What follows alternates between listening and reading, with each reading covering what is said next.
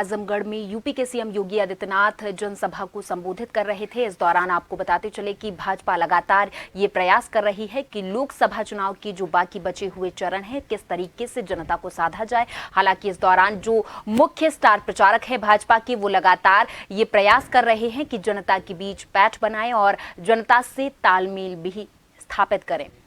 आपको बताते चले कि लोकसभा चुनाव की जो बाकी चरण है उसमें स्टार प्रचारक लगातार संजलपुर और सराय वीर की घटनाएं घटित होती थी। हर आतंकी घटना में नाम आता था आजमगढ़ का, और परेशानी होती थी यहाँ के नौजवानों को। आजमगढ़ के नाम पर नौकरी की बात तो दूर, कोई धर्मशाला और होटल में कमरा भी नहीं देता था।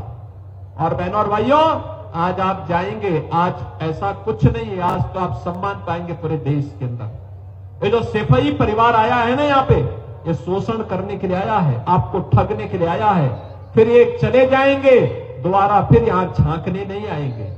मैं पूछना चाहता हूं, आखिर Purvanchal express way Samajwadi party ने अपने चार बार मुख्यमंत्री थे क्यों नहीं बनाया?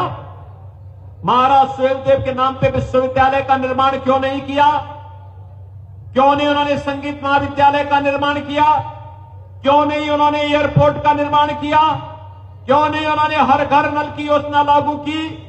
बहनों और भाइयों, ये केवल आपको सामने ठगी करने के लिए आए हैं, आपको बेवकूफ बनाने के लिए आए हैं। हमें इनके पीछे नहीं जाना है। हमें तो मोदी जी के एक भारत श्रेष्ठ भारत पर विश्वास करना है। और मैं आपसे यही अपील करने के लिए आज आया हूं। कांग्रेस और समाजवादी पार्टी का गठबंधन जब भी हुआ है, यह अनर्थकारी हुआ है। यह गठबंधन देश के लिए विनाशकारी हुआ है।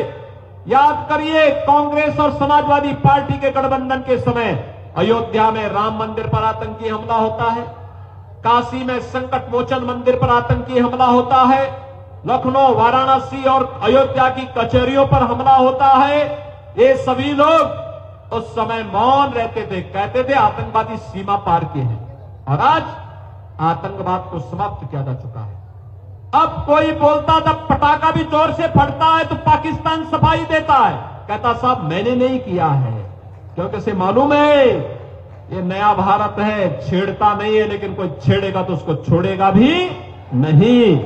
और इसलिए हम आए हैं आज यहां पर आपसे अपील करने के लिए।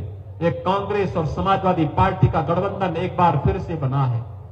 ये गुमराह करेंगे, लेकिन सच्चाई यह है, इनके मैनिफेस्टो को देखो, उसमें ये कहते हैं कि अनुसूचित जाति, जनजाति और पिछड़ी जाति के लोगों को मिलने वाले आरक्षण में से एक हिस्सा हम मुसलमानों को दे देंगे। क्या अनुसूचित जाति और पिछड़ी जाति के आरक्षण पर आप मुसलमानों को सेंध लगाने देंगे क्या? लेकिन ये लोग तो यही करना चाहते हैं। इन लोगों ने पहले भी किया थी शरारत, वो तो भारतीय जनता पार्टी ने विरोध किया, ये सफल नहीं हो पाए। और कांग्रेस के इंडी गठबंधन के सभी नेता कह रहे हैं, बिहार में लालू जी कह रहे हैं कि मुसलमानों को सारा आरक्षण दे देंगे। ऐसे ही राहुल गांधी का बयान भी आया था, ऐसे ही समाजवादी पार्टी के नेताओं के बयान भी आ रहे हैं कि हम आरक्षण मुसलमानों को बांट देंगे। क्या आप इसकी स्वीकृति देंगे? बहनों और भाइयों, बाबा साहब भीमराव अंबेडकर ने कहा था कि धर्म के आधार पर आरक्षण नहीं हो सकता, क्योंकि धर्म के आधार पर भारत का विभाजन हुआ था, इसलिए मैं दोबारा आरक्षण इस रूप में स्वीकार नहीं कर सकते। दूसरा, इन लोगों के दिमाग में एक नई खुरापात आई है। पहले इन्होंने देश को बांटा, फिर इन्होंने देश को क्षेत्र और भाषा के आधार पर बांटने का कुत्सित प्रयास किया, फिर जातियों को आपस में लड़ाने का कुत्सित प्रयास किया, और अब ये क्या करने जा रहे हैं? अब इनके द्वारा कहा जा रहा है कि हम विरासत टैक्स लगाएंगे। विरासत टैक्स का मतलब आप जानते हैं? आपके पूर्वजों के द्वारा, आपके बाप दादों के द्वारा, आपके ग्रैंडफादर और आपके फादर ने जो संपत्ति अर्जित की है, इनका विरासत टैक्स उसमें से आधा ले लेगा, और फिर उस प्रॉपर्टी को ये लोग पाकिस्तान, बांग्लादेश और अफगानिस्तान से आए हुए मुसलमानों में बांटने का काम करेंगे। क्या आप इसको स्वीकार करेंगे क्या? अरे आपके 4 कमरे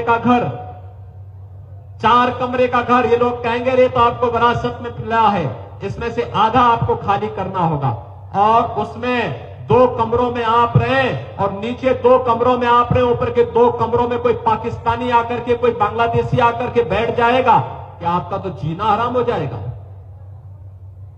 यानी ये समाजवादी पार्टी और कांग्रेस के अंदर अब औरंगजेब की आत्मा घुस गई है। औरंगजेब मुगलों का सबसे क्रूर बादशाह था। वह क्या करता था, उसने सबसे पहले सत्ता के लिए अपने भाई की हत्या की, फिर अपने बाप को जेल में बंद कर दिया। बहन और भाइयों, अगर किसी को औरंगजेब के कारस्तानी को देखना है तो काशी में काशी विश्वनाथ का मंदिर किसी ने तोड़ा था, इसी दुर्दांत, इसी निर्लज्ज औरंगजेब ने तोड़ा था।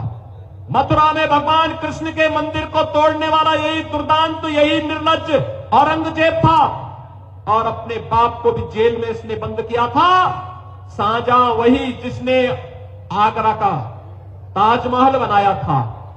और आप जाइए पटना की खुदावंत लाइब्रेरी में, वहां की लाइब्रेरी में आप पढ़ेंगे शाहजहां ने अपनी जीवनी में लिखा है, उसने कहा था, कमबख्त औरंगजेब, तुझ जैसा पुत्र किसी को पैदा न हो।